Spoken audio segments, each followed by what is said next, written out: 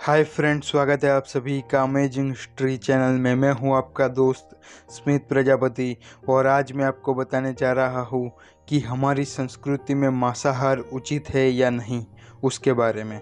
तो वीडियो को पूरा देखना ना भूलें। यूँ तो मांस खाना या न खाना यह व्यक्ति का अपना निर्णय हो सकता है। कुछ लोग जो मांस का सेवन करते हैं वह शाकाहारियों को घास फूस खाने वाला कहते हैं, और वहीं कुछ लोग मांसाहारियों को अन्य जीवों पर अत्याचार करने वाला कहते हैं।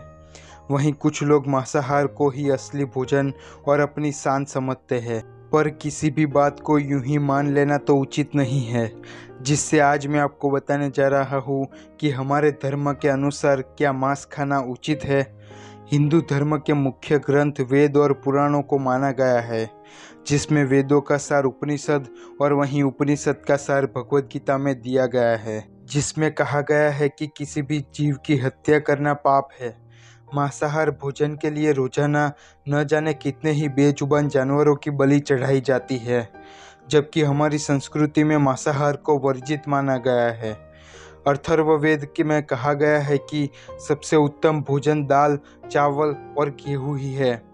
ऋग्वेद में गाय को माता के समान पूजनीय बताया गया है, जिसमें कहा गया है कि सभी मनुष्यों को सभी मूंगे जानवरों की रक्षा करनी चाहिए। श्रीमद् भगवद गीता के अनुसार अन्न की 3 श्रेणियां होती है, सात्विक, राजसी और तामसिक, जिसमें कहा गया है कि सात्विक भोजन करने वाला व्यक्ति शांत, शुद्ध और निश्चल रहता है, और जो सात्विक खुराक के साथ मसाला, तेल आदि ज्यादा लेते हैं वह दुख, शोक और चिंताओं से पीड़ित रहते हैं, और वहीं मांस खाने वाले लोग अक्सर कुकर्मी और रोगी रहते हैं।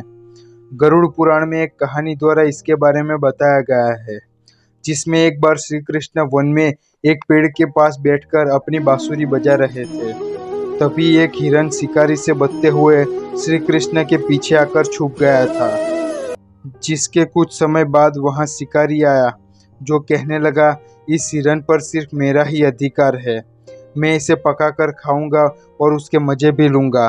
तब श्री कृष्ण ने कहा कि किसी भी जीव पर उसका स्वयं का ही अधिकार होता है, ना ही किसी और का, और किसी भी अन्य जीव को मारना हिंसा है, यह पाप की श्रेणी में आता है।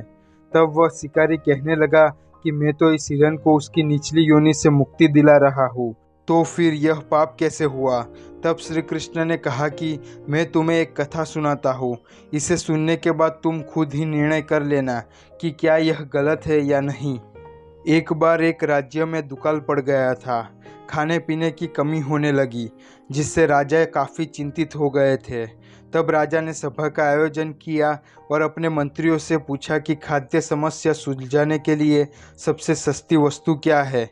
तब सबसे अलग अलग तर्क वितर्क दिए थे, लेकिन चावल, आलू इत्यादि को उगाने के लिए बहुत ही श्रम करना पड़ता है। तब एक शिकार के शौकीन मंत्री ने कहा, मांस ही सबसे सस्ता खाद्य पदार्थ है। तब सभी सामंत भी उसकी बात मानने लगे थे, पर प्रधानमंत्री अभी भी चुप थे। तब राजा ने प्रधानमंत्री से पूछा, आप चुप क्यों हैं? तब प्रधानमंत्री ने कहा, मैं अपने विचार कल आपके सामने रखूंगा। उस दिन रात को प्रधानमंत्री उसी सामंत के घर पर पहुंच गए। तब सामंत पहले तो काफ़ी डर गया था। प्रधानमंत्री ने सामंत से कहा, शाम के वक्त महाराज की तबीयत काफ़ी बिगड़ गई थी। राजवैद्य ने कहा कि उन्हें हुष्ट पुष्ट आदमी का 2 किलो मांस चाहिए, जिससे हमारे राजा को बचाया जा सके, जिससे आप महाराज के सबसे विश्वासु और प्रिय सामंत हैं, और आपकी कद काठी भी महाराज के समान ही है। इसके बदले में आप जो भी मूल्य लेना चाहे वह ले सकते हैं, लेकिन आपको 2 किलो मांस देना होगा। आपको इस काम के लिए 1 लाख स्वर्ण मुद्रा और जो भी आप चाहे मैं आपको दे सकता हूँ। बस आप हाँ कहे तो मैं आपके हृदय को चीर कर 2 किलो मांस ले लेता हूँ। तब सामंत के चेहरे का रंग काफ़ी उड़ गया था। वह सोचने लगा कि अगर मैं जीवित ही नहीं रहूँगा तो 1 लाख स्वर्ण मुद्राएं और जागीर भी मेरे किस काम की रहेगी। वह अंदर गया और 1 लाख स्वर्ण मुद्राएं दूसरी लेकर आया। सामंत प्रधानमंत्री के पैर पड़ गया और कहा, मैं आपकी 1 लाख स्वर्ण मुद्राओं के साथ अपनी भी 1 लाख स्वर्ण मुद्राएं भी आपको देता हूँ।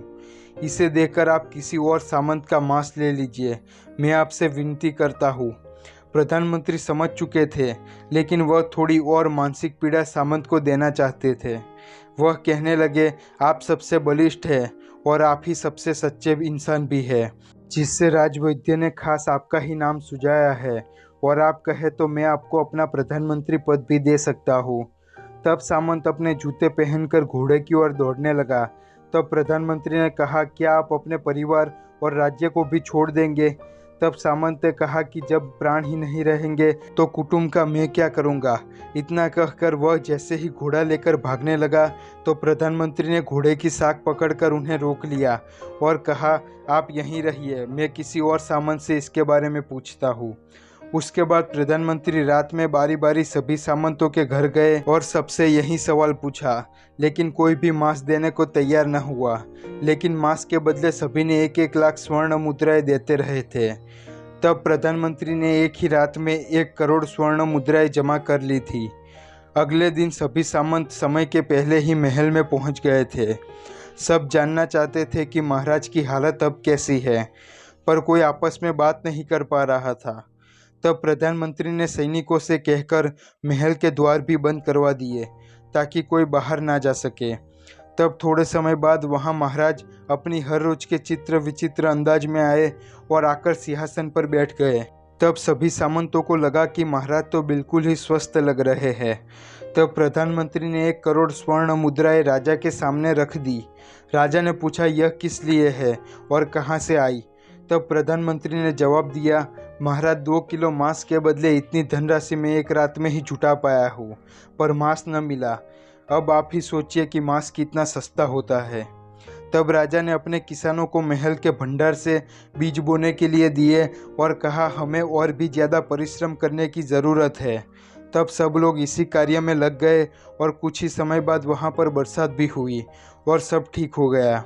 राजा ने 1 करोड़ स्वर्ण मुद्राएं भी इसी कार्य में उपयोग में दी, जिससे सिंचाई का कार्य भी आसान हो गया था।